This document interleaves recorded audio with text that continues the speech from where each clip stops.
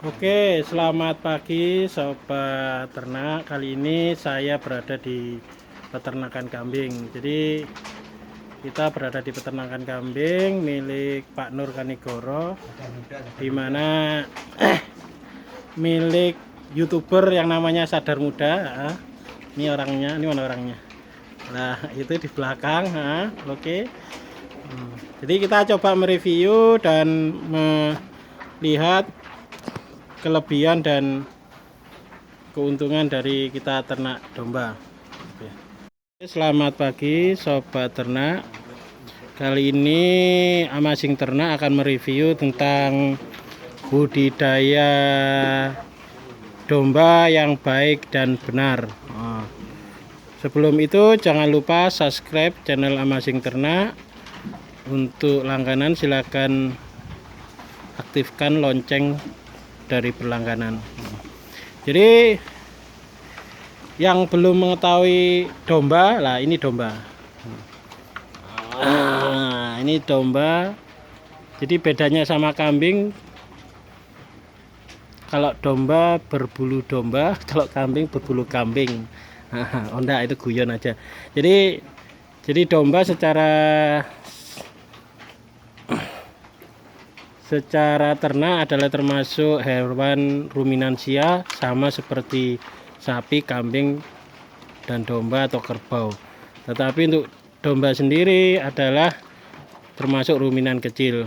Dan di domba sendiri banyak sekali varian domba yang akhir-akhir ini beredar di Indonesia. Dan banyak pelaku domba yang mengimpor domba yang dari luar negeri. Tetapi ini adalah domba lokal Indonesia yang asli dari Jawa Tengah sama Jawa Barat. Nah, jadi domba ekor tipis. Nah, ekornya tipis. Nih, ekornya tipis. Beda sama domba yang di Jawa Timur yang lebih ngetren adalah DEG atau domba ekor gemuk, yang dimana ekornya akan gemuk. Jadi ini adalah domba ekor tipis yang warnanya bervariasi. Ada hitam, putih, dan lain sebagainya.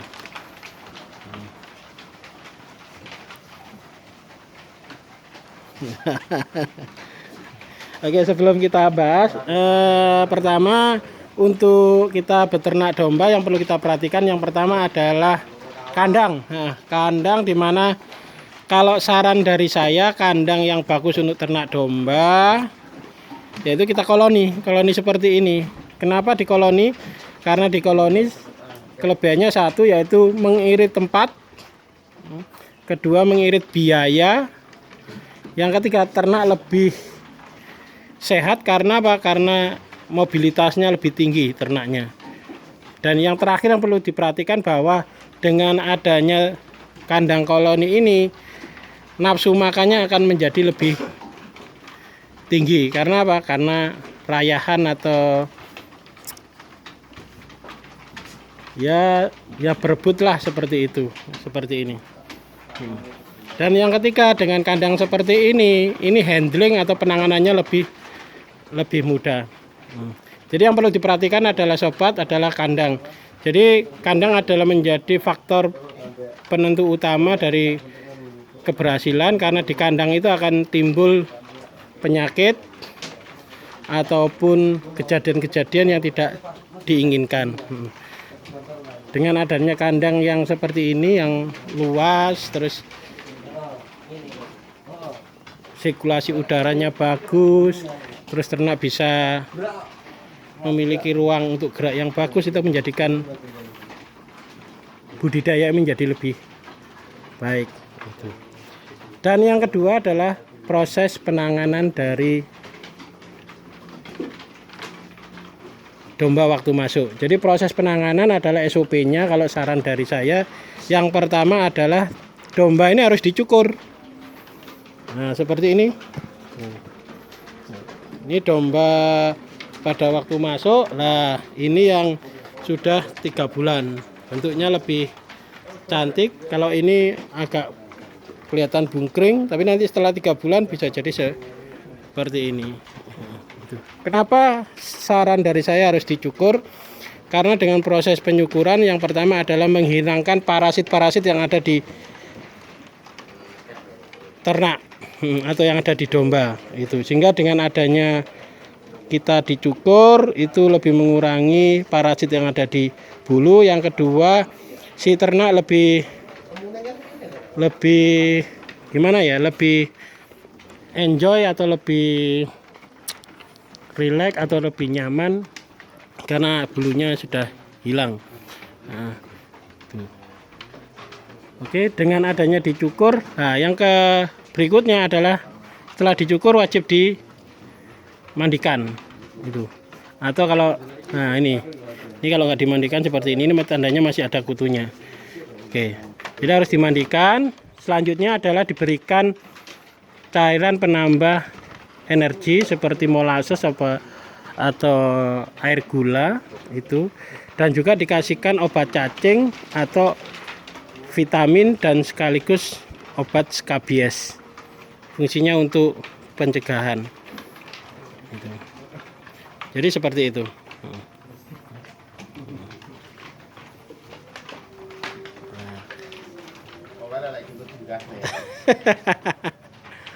Ini ada penontonnya. Nah, itu ownernya yang di tengah, yang di samping itu pengolah limbahnya, lah yang sebelah kiri adalah penjualnya.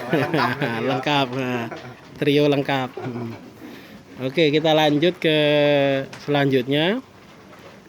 Jadi setelah SOP masuk ke kandang itu harus seperti itu. Pertama, bulu harus dicukur seperti ini. Yang kedua harus dikasih vitamin, kasih energi.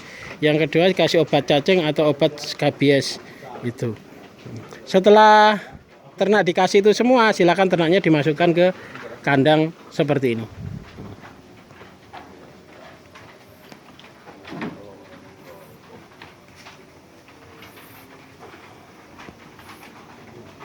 Jadi seperti itu. Nah, yang berikutnya kita bicara tentang bibit dan juga pasca penjualan. Nah, kalau kita bicarakan di sini, ini bibitnya harganya berapa? Itu setahu saya bibitnya di sini harganya sekitar 50.000 per kilo. Nah, dan jualnya tetap harga 50.000 per kilo. Kenapa seperti itu? Kita harusnya kan harganya lebih tinggi. Jadi yang bentuknya bagus sama bentuknya kurus harusnya kan harganya beda. Lah kita di sini di peternakan adalah kita menjual daging, di mana keuntungan kita ambilkan dari proses budidayanya. Jadi dengan kita beli kambing yang segini harga 4,50 per kilo, kita jual dengan harga 50 per kilo seperti itu. Jadi harganya tetap sama. Itu. Berapa lamakah pengemukan yang dilakukan di sini? Yang dilakukan di sini pengemukan ini minimal lah harus 3 bulan. Jadi saran saya adalah minimal 3 bulan dengan PBB sekitar berapa, kita tanyakan. PBB ini berapa, Mas? 1 an 1 hari. 3 bulan berapa? 3 kilo lebih. 3 bulan? 11 kilo. 11 kilo, oke. Jadi setiap bulan itu untungnya adalah bobotnya bertambah sekitar 11 kilo. 11 kilo kalau kita bagi 3, 33, 34.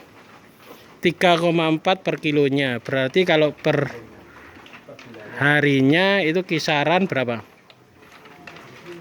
1 on minimal, 1 sampai 1,1 on. Gitu. Jadi pertambahannya 1,1 on per hari per ekor seperti itu. Kalau 3 bulan adalah 11 kilo. Itu termasuk besar, kecil atau menengah atau besar pertumbuhan untuk berat badan ini. Kalau pertumbuhan berat badan sekitar 1 on, nah itu termasuk kisaran medium. Nah, tidak rendah tapi medium. Kalau di atas 1 on sekitar 1,5, 150 gram itu termasuk tinggi, kalau di bawah 100 itu termasuk rendah. Itu menurut pengamatan dari saya itu. Jadi di sini pertumbuhannya seperti itu. Nah, kalau kita lihat dari pertumbuhannya 100 gram per ekor per hari, ini ngasih makannya berapa? Mas, ini ngasih makannya berapa ini? Per ekor per hari? 4 kali. 4 kali sehari. Pagi, siang, sore, malam. Malam. Berapa totalnya sehari? 1 kilo 1 ekor. 1 kilo habis? Nggak habis, tapi Nggak kita habis. kalau bisa kan dia nggak kekurangan makanan. Oh, per kilonya konsentratnya harga berapa? 1.700. 1.700. Oke. Jadi kalau 1.700 dapatnya berapa? Kalau 1 on kali 50 berarti 5.000. Nah, iya Mas. Ya, 5.000. Pokoknya total konsentrat dan hijauan dan tenaga kerja sekitar 2.200-an lah. 2.200 sampai 2.500. 2.200 sampai 2.500. Ya. Berarti dapatnya 5.000. Berarti kenaikannya 1:1 ya. Iya. Jadi dengan kos 2.500 bisa mendapatkan keuntungan 2.500. Oke. Itu. Berarti kalau kita pelihara sekitar 100 ekor per hari, berapa keuntungannya, Mas? 250. 250.000. Iya. Nah, jadi kalau 100 ekor 250.000 kalikan 30 hari berapa? 7.500.000. 7.500.000. Itu bisa jadi pegawai bank. Jadi kalau 1 bulan kita pelihara 100 ekor dengan modal berapa modalnya? Kalau 100 untuk ekor. kambingnya per ekor rata-rata harganya 700.000 kali 100 berarti 7 juta. Untuk makannya kalau sehari katakanlah 2.500 dikali 100 berarti 250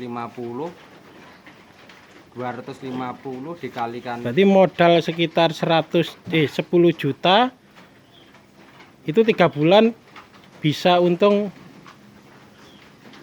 1:1 tetepan Mas. 1:1 ya? Iya, modal 10 juta kita mendapatkan 10 juta. 10 juta. Oh, itu. Jadi tetap 1:1. Jadi seperti ini. Jadi itu lagi yang menjadi konsen kita, kenapa domba ini menjadi primadona. Jadi primadona yang hilang pasca 7 tahun sampai 8 tahun yang lalu itu kembali lagi. Tetapi dengan konsep yang seperti ini harus ditunjang dengan pakan yang murah, Mas ya. Iya. Nah, jadi murah, pakan tapi setidaknya tidak murahan untuk dari segi kualitasnya. Jadi seperti itu. Pertanyaannya, bisakah peternak menciptakan pakan yang harganya 1.700 per kilo itu? Dan pertanyaan yang kedua, bisa enggak peternak mencari bakalan domba yang harganya 50.000 per kilo atau per ekornya sekitar 700? Nah, pertanyaan ketiga, bisa enggak peternak menjual dengan harga 50.000 per kilo dengan bentuk yang sudah gemuk-gemuk seperti ini? Jadi kalau pertanyaan yang ketiga insya Allah pasti bisa terjawab, banyak sekali pedagang. Kalau pertanyaan yang kedua insya Allah di tiap kota pasti ada itu. Pertanyaan yang menjadi sulit adalah pertanyaan pertama, bisa enggak mencampur pakan yang menjadi 1.700? Jawabannya harus mengikuti diklat pelatihan pakan. Oke, mungkin sekian dari liputan domba yang ada di Kanigoro Blitar. Jadi prospeknya sangat bagus sekali seperti ini, dan domba ini adalah tipe ternak yang mudah dipelihara. Jadi teman-teman yang pemula kalau ingin beternak domba menjadi lebih mudah karena domba ini ternak yang mudah ditangani. Mungkin sekian dari saya. Jangan lupa like, komen, dan subscribe channel Amazing Ternak. Terima kasih.